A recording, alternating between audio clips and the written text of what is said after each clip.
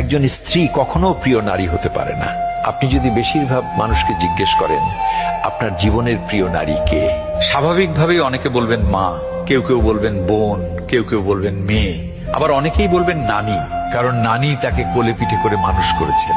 কিন্তু আমি ভীষণ অবাক হই, এমন একজন মানুষও নেই যিনি বলবেন আমার জীবনের প্রিয় নারী আমার স্ত্রী। আসলে বাঙালিদের সমস্যাটা হলো স্ত্রীকে ভালোবাসি বললে মান সম্মান কমে যায়, স্ত্রীর কাছে ছোট হতে হয়, লোকে বউ পাগল বলবে, আবার অন্যান্য পুরুষের কাছে নিজের পৌরুষত্বটা একটু কমে যায়। আচ্ছা, এমন একজন পুরুষও কি নেই যার অসুস্থতার সময় তার স্ত্রী হাসপাতালের বেডের পাশে নির্ঘুম রাত কাটিয়েছে, কিংবা বাবার বাড়ির বিলাসবহুল বাড়ি ছেড়ে একসাথে জীবন যুদ্ধটা করবে বলে অল্প বেতনের ছেলেটার হাত ধরে বাড়ি ছেড়েছে? শ্বশুর বাড়ির ঝাল তরকারি খেতে না পারলেও বাবার বাড়ি থেকে ফোন এলে ঠিকই বলেছে আমি খুব ভালো আছি।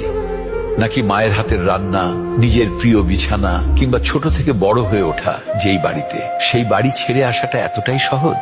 তাই একজন বউ কখনো প্রিয় নারী হতে পারে না, তার সেই যোগ্যতাই নেই।